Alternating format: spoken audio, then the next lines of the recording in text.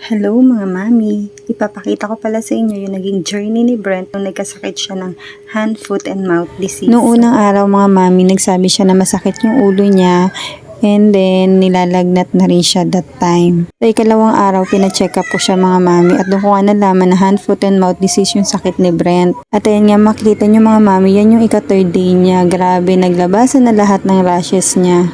Sobrang nakakaawa nga yung anak ko niya kasi sobrang kating-kati siya.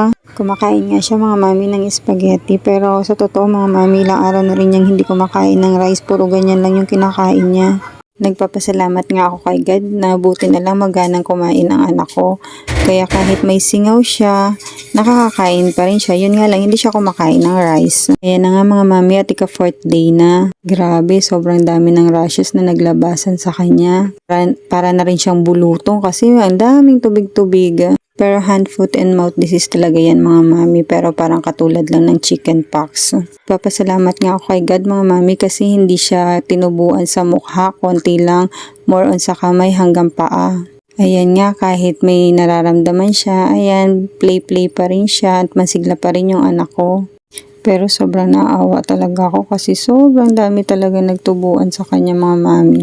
At ayan nga, ika-5th day niya at medyo pagaling na at medyo patuyo na rin yung mga rashes niya. First time nga lang magkaganito ni Brent at dinadalangin ko kay God na sana wag naman nang maulit kasi napakahirap pala ng sakit na to.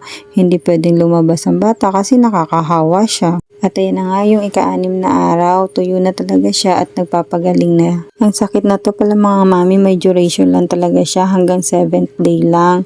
Ika-7th day, gagaling na yung bata at hindi na siya makakahawa. Pero para sigurado, mas maganda wag pa rin natin papalabasin hanggat hindi gumagaling, hanggat hindi nawawala yung mga sugat niya, hindi nagtutuklapan. Ayan na nga mga mami, sa ika-8th day, unti-unti na talaga nagtutuklapan yung mga sugat niya at unti-unti na talagang gumagaling si Brent. Kaya nagpapasalamat ako kay God na pinagaling na niya si Brent kasi napakahirap mga mami kapag may sakit ang anak natin. At mas masigla na siya niyan at mas kumakain na siya ng rice. 2 weeks na ni Brent at medyo magaling na siya, konti na lang yung sugat.